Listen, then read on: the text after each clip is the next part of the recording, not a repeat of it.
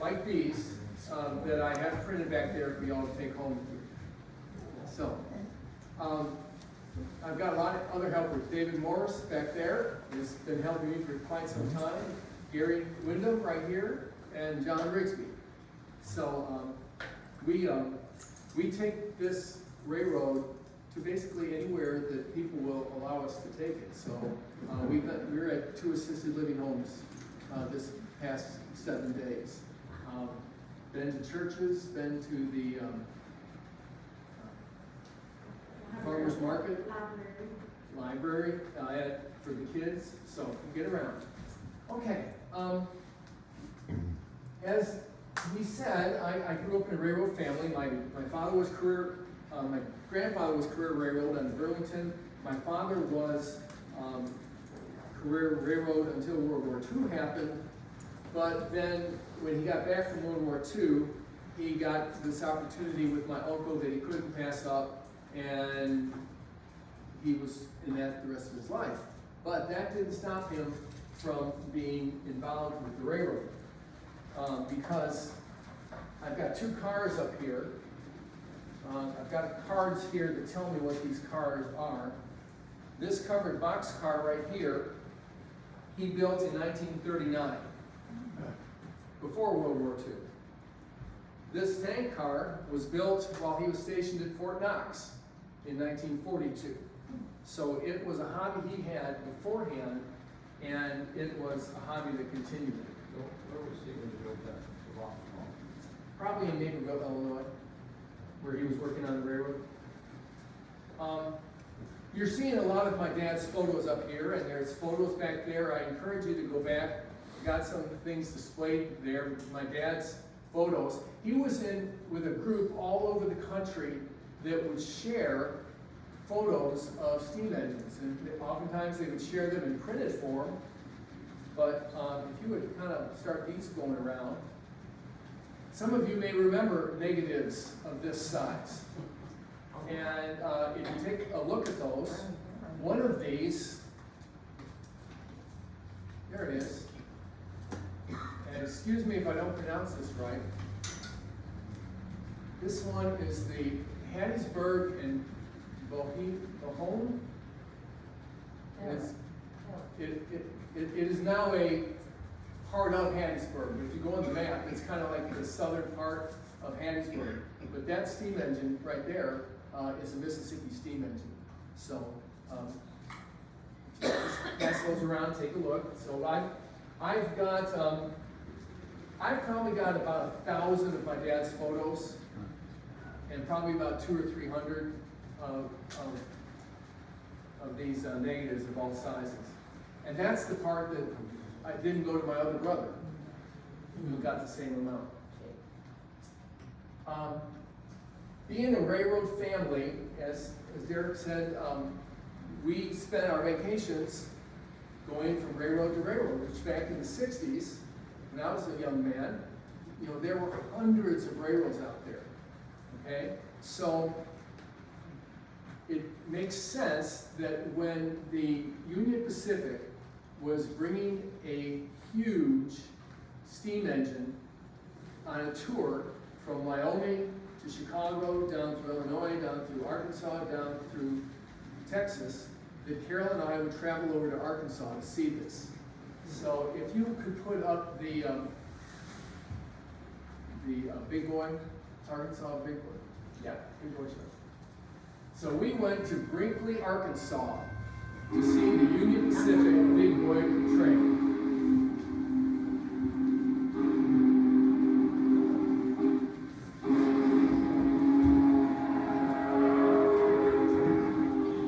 Stephen, why don't you back that up? And I think it took a second to get it loaded up. Yeah, it's kind of jerky.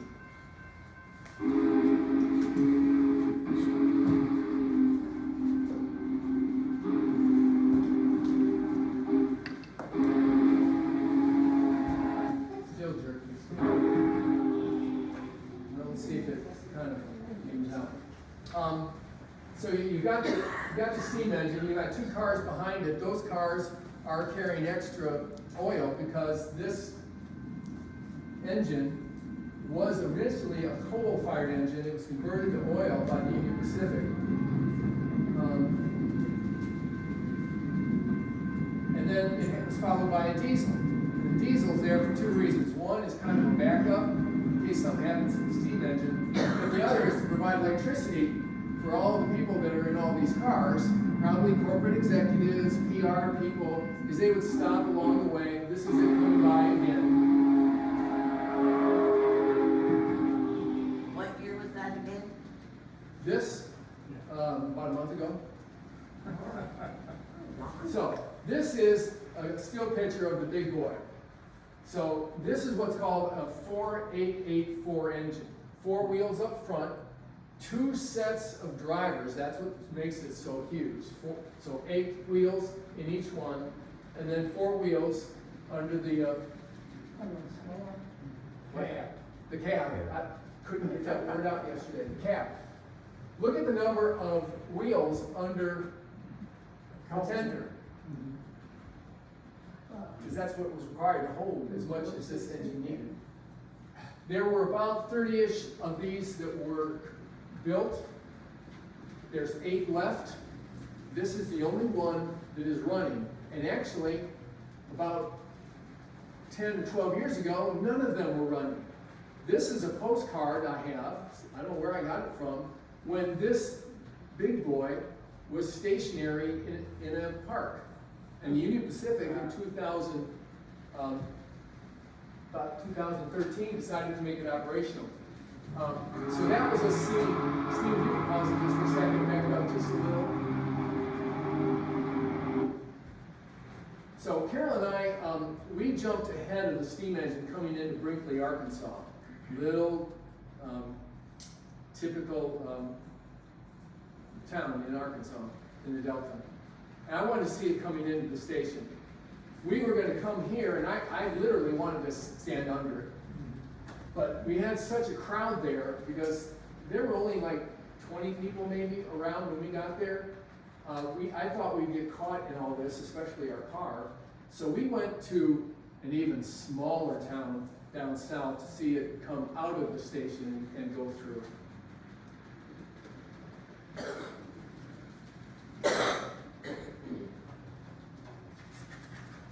And I'm going to start passing around a page here that has some of my dad's photos of these big steam engines. One of them is actually a 28884.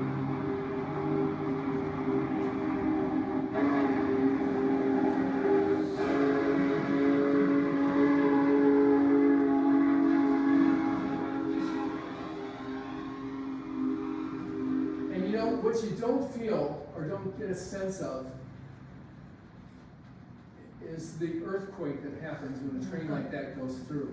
That train is 1.2 million pounds. I'm sorry, the engine is 1.2 million pounds. So that's just a still picture of it. And funny story is this came up around Chicago where my one brother lives, and I called him and said, hey, did you know this is going to be there? He said, yeah. He called me the next day after it had left there, and he said people were in line in their car for 3 hours for the opportunity to get close to this engine.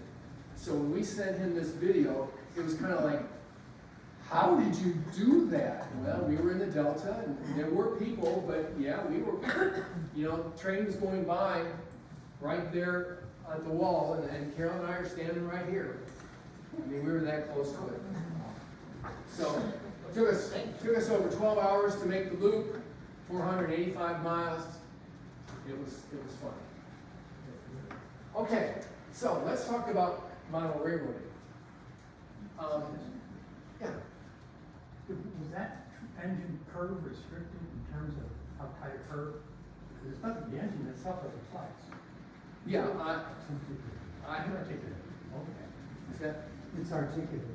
Which is The wheel sets can move.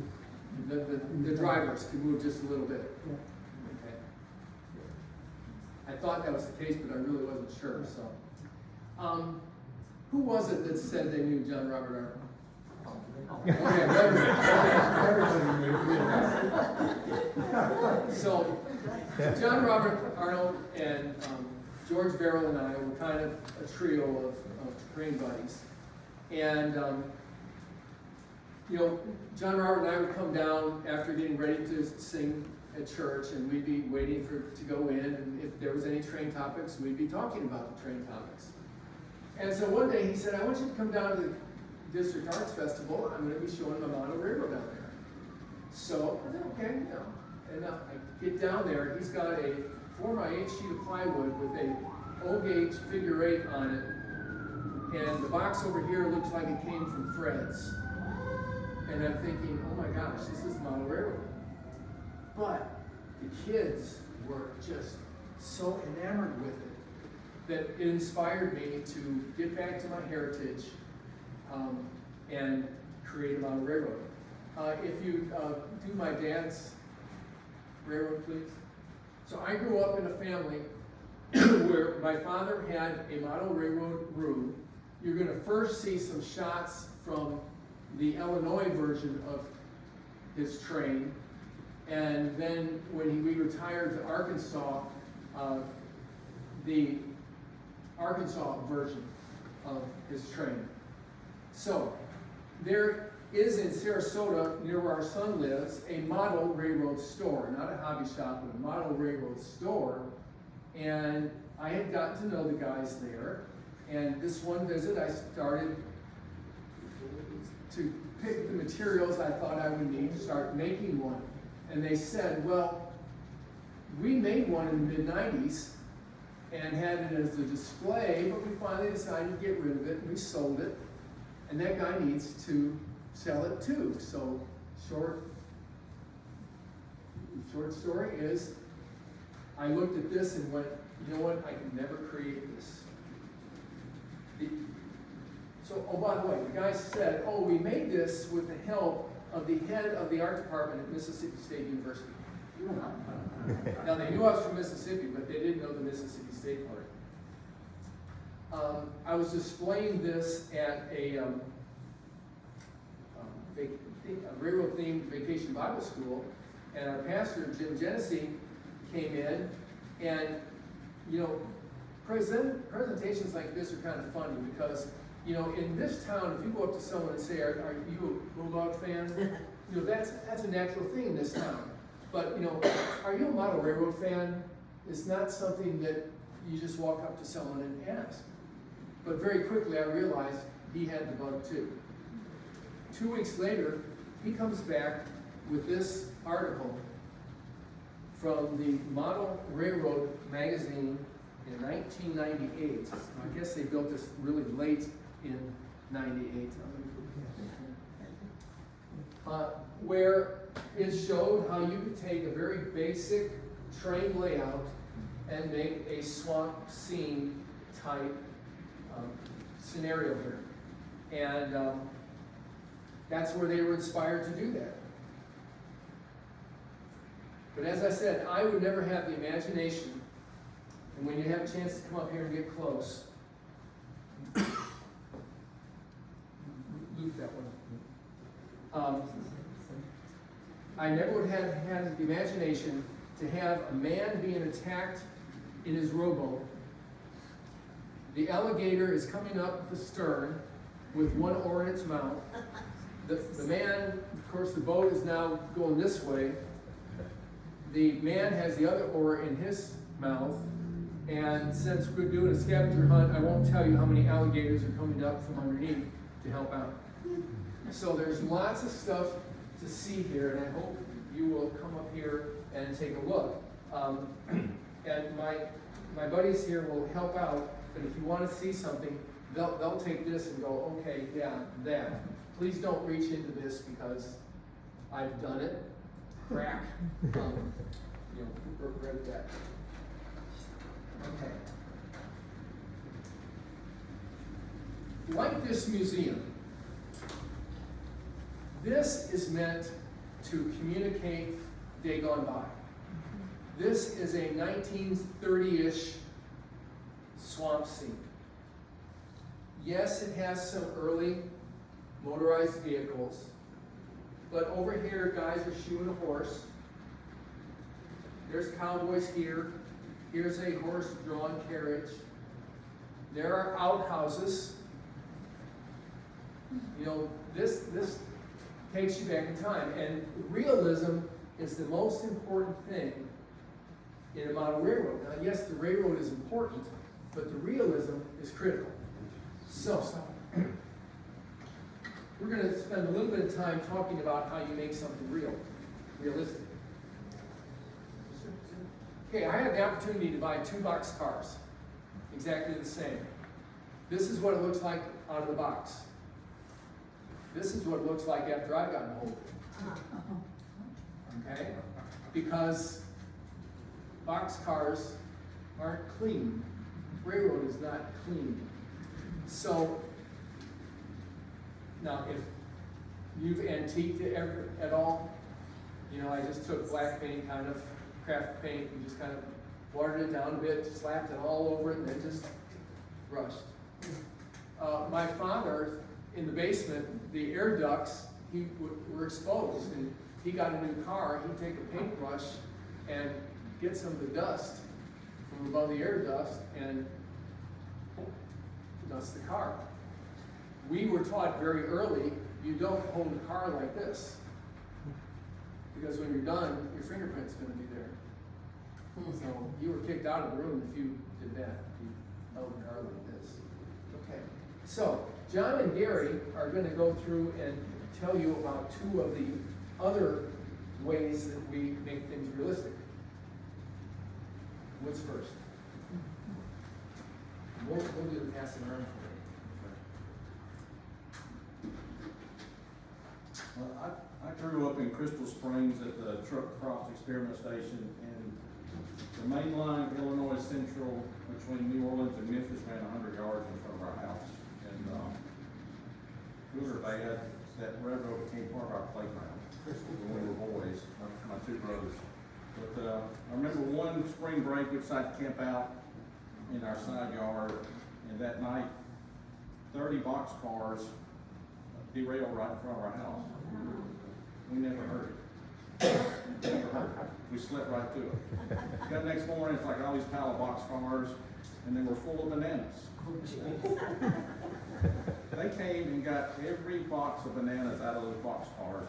We didn't get a single banana. But just things like that were, you know, exciting to see. If you grew up in Mississippi or in the South, you'll see cars with pulpwood on. There used to be a yard, I don't know, somewhere between here and Ackerman on the south side of Highway 12. It was a wood yard where they loaded pulpwood. But anyway, these model cars, you know, they come with a little plastic insert that looks somewhat like wood. But as Mark has talked about, you try to make things realistic. So he has taken different kinds of wood and made his own piece of wood to make it look more realistic.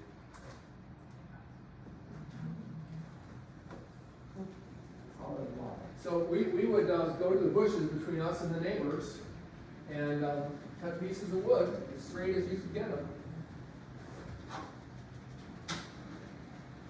I've always enjoyed this one because my dad's railroad filled a whole room, and we would be like inside in the middle, okay? Which means we never saw the outside of the train, okay? So that's a really nice wood load, right? Yeah. He just took this block of wood, I don't know what he was doing with that. But since this was going to be on the outside, you know, as this goes around me, that's all I would see. And so it didn't matter. This load right here was my first attempt at doing one after all these years. Okay, John, Cole.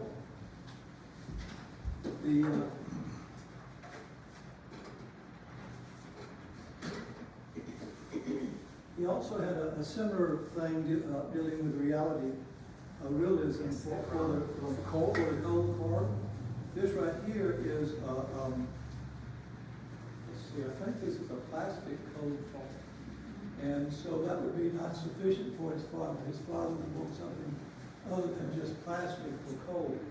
And so what he would do is he would actually make,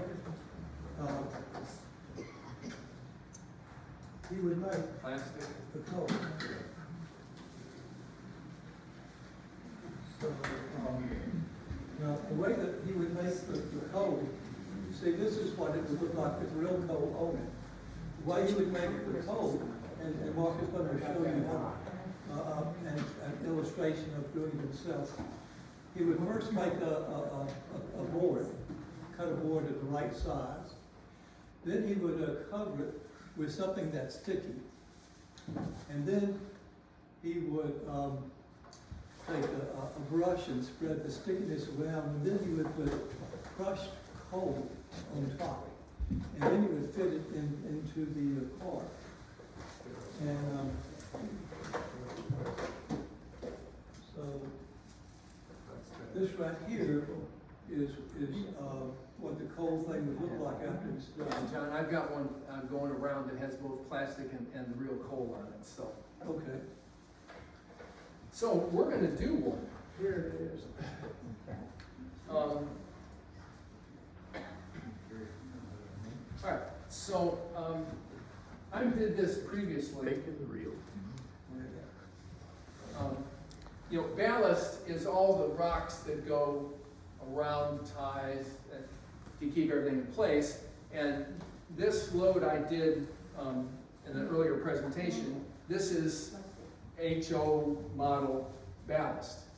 So I'm going to make one of these instead of coal. Now that lump of coal, by the way, it going around is one I got a couple years ago in Carolina, West Virginia. And you know, we would take that lump of coal, which when I was a youth, you know, 1960s, we could go down to the tracks, just 3 blocks away, we could still find coal. That one came out of a tourist railroad. So I'm going to start with a piece of wood that I've already cut to size, okay? And then I'm going to put spackle on it. Now I could do, I don't know what my dad used, to be honest. But, fine, scraper in there. Yeah. Okay. So, just, you know, we gotta make some kind of form here. So, you know, just.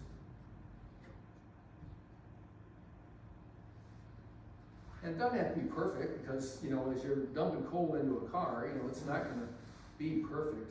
You know, the plastic models, they're perfect. But, you know, and as this hardens, I can form it a little bit, you know, better. So, you know, just trying to make a round area on it. Okay. Now, I would need to let that dry. So, I made one yesterday that is now dry. Okay. So, John, hold that for me, please. Just keep it out of this mess. Oh, God. It's a universal fix. I think some engineer could come up with a better way of doing these. Okay, so I'm going to take glue and generously put it on here. Better not get it on the carpet or I will never be asked to come back.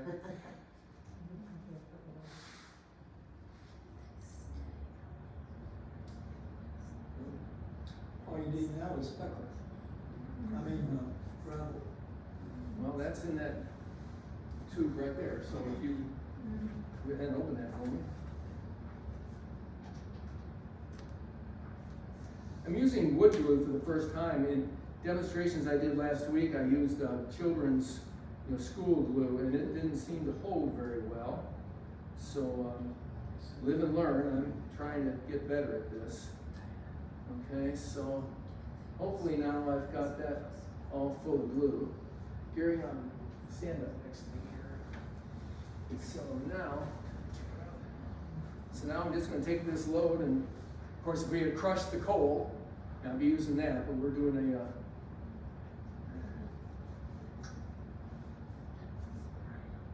Solid salt and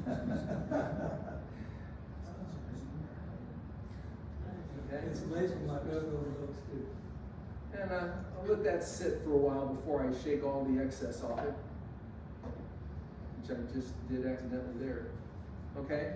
But by the end of the day, that we'll have that dried up and on the railroad. So, so yeah, that eventually we'll get that sitting in this car right here. You know, everything that I'm doing here is HO scale. Dave, you want to talk about the different scales and show them these other engines and stuff that we got up here? Yeah.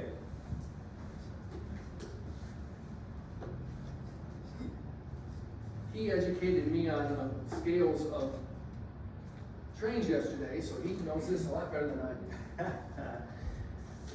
Well, in 1900, the Lionel Company was founded by Joshua Lionel Cohen and his partner. Cohen was enamored with electricity, and if you think to 1900, electricity was something that was coming on and held great promise for all kinds of things. But Mr. Cohen was thinking of it as something that stores could use as a display to attract people, get them to come in and so forth. So really the first trains were built as display devices, and then it turned out that there was a latent market for that sort of thing. So this is an example of one of the early cars that the Lionel Company would have made. This would have run on a track that had 3 rails on it. The very first ones, even older than this, would have run on a track that had 2 rails, like Mark's HO layout here. This is in a scale that's called, or came to be called, standard gauge. And it became called standard gauge mostly because of Lionel's advertising. They call themselves the standard of the world. And people then just said, okay, well, then this will be the standard gauge. And it really refers to gauge and scale are 2 different things. Gauge is the distance between the wheels on the rails. And scale is how big or how small the model is relative to an actual size equivalent. The original Lionel trains were built to a gauge of 2 7/8 inches, or I believe that's it, but no particular scale. In one iteration, the cars would be of this size, in another they'd be smaller and bigger. It varied all over the place. It really wasn't a standard per se. It really was in reference to how wide or narrow the wheels were on the rails. But if you think about it, this is a nice size for kid-sized hands, and I think that was part of the attraction in terms of making it a toy that youngsters could play with and enjoy. Never mind the fact that the Transformers were a little dicey in that era. What possible harm could come from that? Unfortunately, from my dad's set, I only have this and an engine. He was going to trade the rest of it with a guy in Chicago for some camera equipment. Guy skipped town with it. So lost that. Today, the largest gauge is, or the largest scale, is called G scale. And some people equate that with garden, G and garden, because it's not uncommon to see outside train layouts in gardens and such. And the cars are roughly about this size. The actual scale goes anywhere from about 1 to 32. In other words, 1 inch on the model equals 32 inches on the real deal, all the way up to 1 to 12, 1 inch to 12 inches, or 1 cubit to 12 cubits. It really doesn't matter. And those are currently the largest models that are being manufactured. In about 1915 or so, Lionel and other manufacturers sort of downsized a little bit into what became known as O gauge, the letter O. O scale, excuse me. And O scale is about 1 to 48. There are variants, but that's about the size of it. And you'll see that the wheels are closer together, and that became sort of the standard for O gauge, and later what became known as O27 gauge, which really just allowed for tighter curves, and so layouts could be made in smaller spaces. Some of you who may have seen trains growing up, you probably saw examples of both. But you'll notice that the detail gets a little better over time. Now this is made of plastic, so this is probably from 60s or thereabouts. And the truck design is not all that detailed, but it's better than, you know, the standard gauge ones were. And this is what, we had this big one in our house, but this was the main toy that we had. Is that what became American Flyer? American Flyer was a separate company that came out with a slightly smaller gauge that's called S scale now, and that's like 1 to 64. And it runs on 2 rails. They are still being made. Someone owns the American Flyer name. Don't know who it is, but you can still buy S scale trains. Now, Oh, by the way, does HO mean half of O? HO, which is This. this layout, literally means half O, although it's 1/84th, I think 1 to 84, which is not exactly half of 1 to 48, but darn close. And HO became sort of the go-to size for people that were serious into modeling railroad seams and layouts and things like that. It's a handy size. You know, when you come up and take a look, you can see they get a lot of action in a small space, whereas O and standard gauge and G scale take a lot of area, a lot of space, more than most people have to set aside in their houses. Well, in that vein of making things smaller and perhaps allowing folks to have setups in smaller, is this fella, which is an N gauge train. And N gauge is, I think, 140 to 1, or 1 to 140, thereabouts. And it's fascinating that they can, you know, squeeze that actual motor in that actually turns and propels this and cars along a track. But as they say, but wait, there's more. This one is a Z gauge, which is, I think, 1 to 220 or 1 to 240 in terms of the size. And that's not the smallest one. The smallest one is about half this, and it's called T gauge, and that's 1 to 440 or 450. So if you look up on the interweb, you can see examples where people have constructed layouts that would fit on the equivalent of an LP record for Z gauge and T gauge trains, and again, it's remarkable that they can get something that actually functions. You can go on eBay and this size. see people selling briefcase layouts. Yes, exactly. So literally, they have a layout that you can open up and then close up and take with you. So that's just a little brief overview of scale and gauge in model railroads. So obviously my father was HO, he had this layout, by the way, us boys weren't allowed into until we were older, because my dad did have a track, he had a lot of places that switched and all that, but he did have one outer loop that you could just go round and round, and us boys once decided we wanted to see if we had a train long enough where the engines were here and the train went all the way around and the caboose was right in front of the engines. Does anybody know what happens when you fire those engines up? All the corners cave in.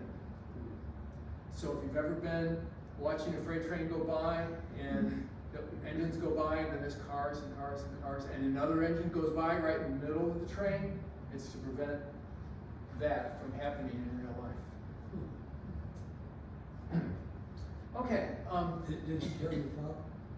I doubt it. Okay,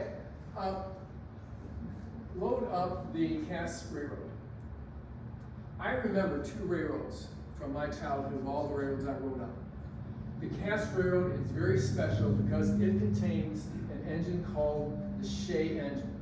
And here's my dad's model of the Shea.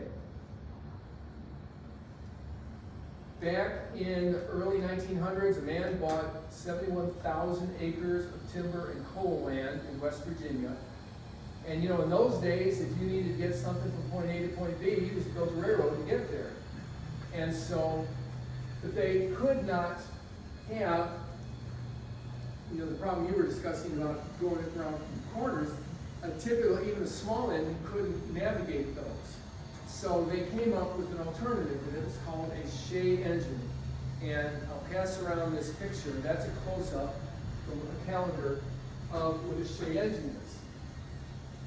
And so all of the power, the boiler is offset, the power is on one side, and so that power is moving the power this way, and then that is pushed out to the front and back wheels, kind of like a rear-wheel drive car.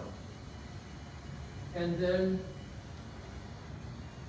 that's where the power comes. So there's a lot going on here. And all that steam is kind of hard to see, but we'll get a good view of one here in a second. Those first two films were ones that Carol and I took when we went to go ride it, and to be honest, it was too cold to ride it. The good news was I was able to watch it go by when it left. This, if you ever wanted to go see a tourist railroad, boy, this is the one to go to. They have 7 working steam engines. So here's where the power is created, and then you can see the rods that take that power to the front and the back of the engine. But because all this is going on, the speed, this is a really good photo right here. There's just a lot going on. So I asked the shop manager, I was on a tour, I said, well, what's your maximum speed? He said 10 miles an hour. So look at all the gears.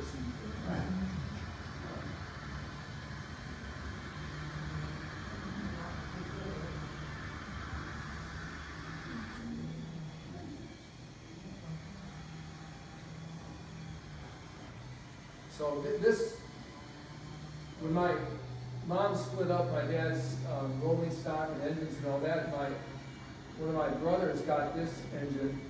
He's a car nut. I don't know what happened. He doesn't like trains. So I called him up one day and I said, Paul, I really would like to borrow the Shea for these presentations. That was, I don't know, 6, 7 years ago. He wants it. He can come get it.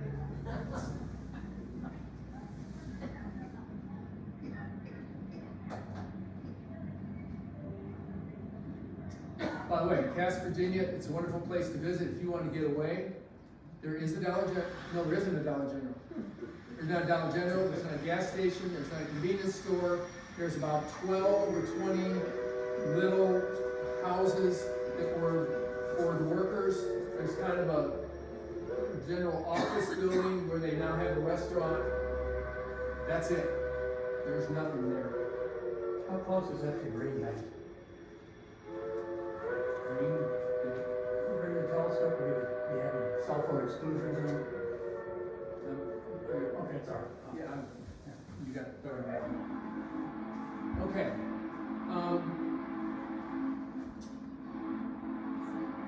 We'll let that keep running, but I'm going to switch to another engine here. This is a little 040. No wheels up front, 4 wheels here, nothing behind the cab. This would be a switcher. This is what you'd see in a lumber yard or a utility yard or warehouse switching. And the story here, yeah, thank you. Oh, yeah, this is a scene that's just, oh my gosh, yeah, these two running in harmony. Yeah, this is railroad heaven to me. This thing sat on top of a tunnel on my dad's railroad, and it never moved through my entire time there.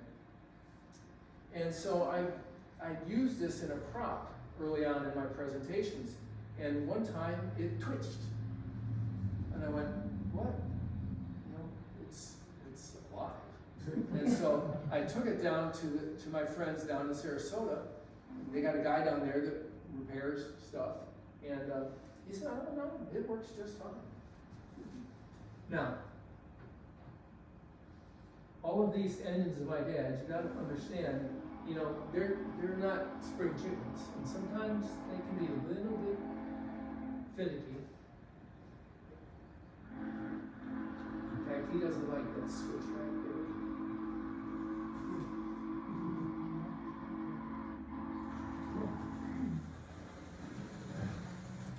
So that is a switcher. Now you might kind of notice if you're close that this thing kind of waddles down the track. That's because the wheels aren't as close to the rails as the bigger engines because it has to take very sharp turns inside of the yard. So I was ecstatic when I found out this thing actually ran. Is it running on DC?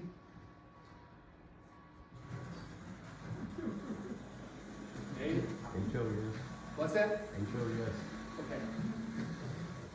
I like to play with trains. I'm not, you know, our dad didn't help us build. Even when he retired, I wasn't involved in building when I was a senior in high school. So, yeah, I was more of a player.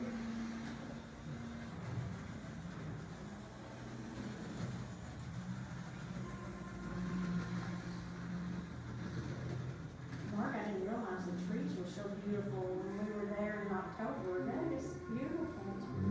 Looks like maybe. And if you remember that, they were telling us that that was not a good You're fall. train nuts, not leaf peepers. Right. Many of you know George Barrow. He called me up one time. You know, he's a real nut. I mean, you go to above his garage. It's just amazing. He gave me a couple things. One of the things he gave me was a set that the Bachman Company, who is one of the major developers of HO, or manufacture of HO stuff, had gone to a lot of trouble to make a kit set that resembled the first commercial mass-produced steam engine in the United States. So this one was built and started being mass-produced in 1837 by the Baltimore and Ohio Railroad.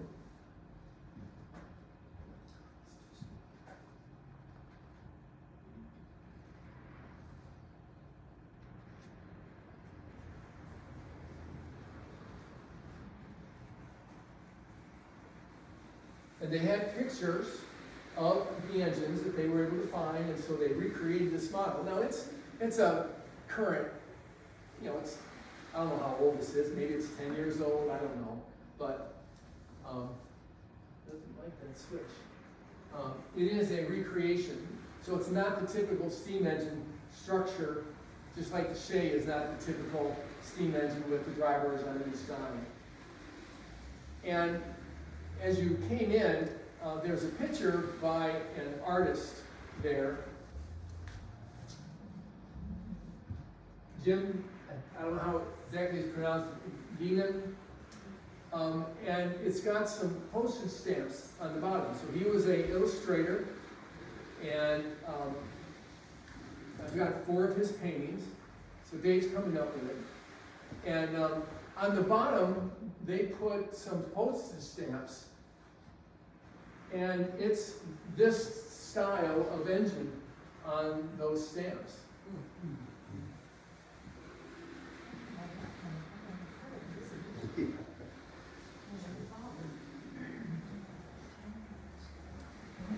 Oh, here's one more realism thing. In early days, before plastic, if you got a kit, it would have like wood here, and you'd get like a decal, and that decal would go on like that. You paste that on, and there would be your train. Now, I don't want y'all to take this wrong, but if you run across some train stuff and you don't know what to do with it, I'll take it. Which is how I got those pictures. Gary and I were coming out of a Bible study, and one of the guys said, I got something in the truck you guys might be interested in. And he starts showing us 4 of these, and Gary either didn't want them or wasn't willing to try and take them home. He was afraid to take them home, yeah. And I said, well, I'll take them. Actually, what you said, I was at a friend's house here and coming home with some model railroad stuff, and our pastor, Jim Genesee, was with me, and he said, let me tell you how to get those in the house without your wife. So at church a couple weeks ago, this guy comes up and he says, I got something for you. He said, I was at a garage sale, and I thought of you. It's a pen. Unfortunately, it's dried out. It doesn't write anymore. But the engine is the top, so. Anyway, so yeah, if anything crosses your path, I'll be willing to take it. Kind of done with everything I wanted to show you and talk about. I'll put the main train back on the line. But if you want to participate in the scavenger hunt, let's tell you what time is it, John? It is 11:20. So at 11:30, I will grade your scavenger, and the first 3 can go pick a photo that they like. And then after that, if you just even want to put your name in it, we'll just draw a couple, and some of you can go home with some. They're not my dad's photos, they are scanned modern replications of my dad's photos. So, feel free to come up and take a look at all that's here. Again, it's realism, so there's little animals everywhere. Yes, ma'am? I just wanted to make a couple of comments. Are you aware of the English singer Rod Stewart's As obsession? I'm told, the largest model railroad in the world. Well, he takes it around on tour with him.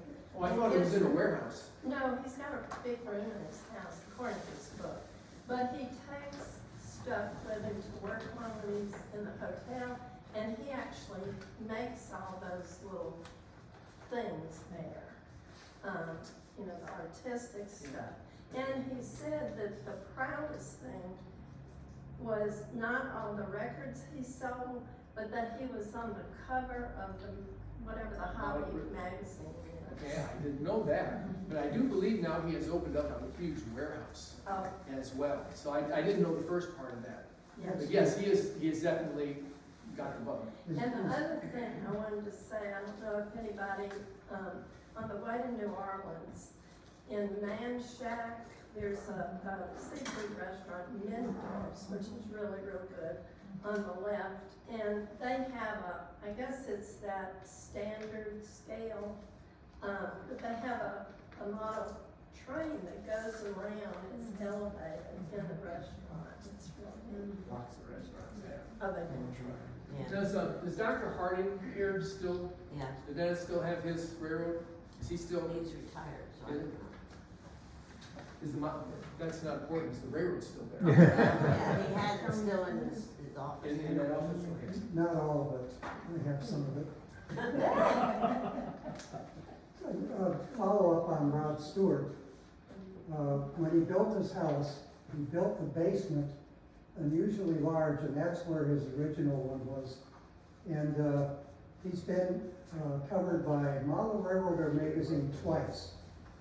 And by the way, anybody interested, in about a year, I'm going to be getting rid of my Model Railroader and Railroad Model Craftsman and Garden Railroad magazines going back to 1951. All my railroad stuff in 3 different pages is going to be going to a museum up in Michigan, but they don't want the magazines. Piper. It's about 3 feet of magazines. By the way, another rock star that's in model railroading is Neil Young. He has a whole barn full of Lionel trains. Really? Very extensive. That's 2 guys that just inherently, I wouldn't think are model railroaders, but you know.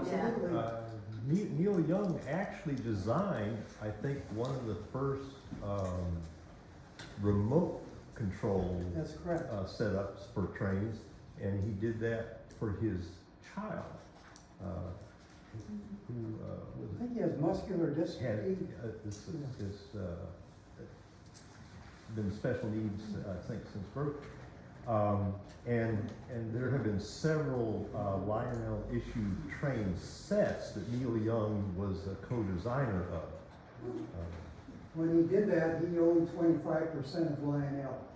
He's since sold out. Interesting. So my oldest son's father-in-law, built a pretend passenger train thing. So you walk in the door and you sit in different compartments, and he has a video that shows like you're going by the mountainside in India. It's really cool. So Carolyn, you thought I had this.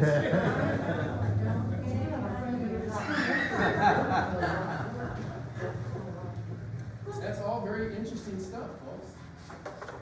You mentioned George Verrill, Joan and Ray, and you wanted to mention, talk about this, but the model in the front of the museum was made by George Verrill. Russell Street, right? The depot. My load is here. I've got some places I gotta do some patchwork on, but I got most of it. Final thought, this is one of my dad's engines. I don't run it a lot because I don't want to, you know, it's retired, you know. But you saw a sister of it. This is number 93. My sister is number 92. Unfortunately, when my dad went from Illinois to Arkansas, he got rid of a lot of his engines, the bigger ones. So we got some of the small ones. Okay. Well, we'll re-adjourn in about 10 minutes if you want to stick around. I enjoyed it. If you're interested in those,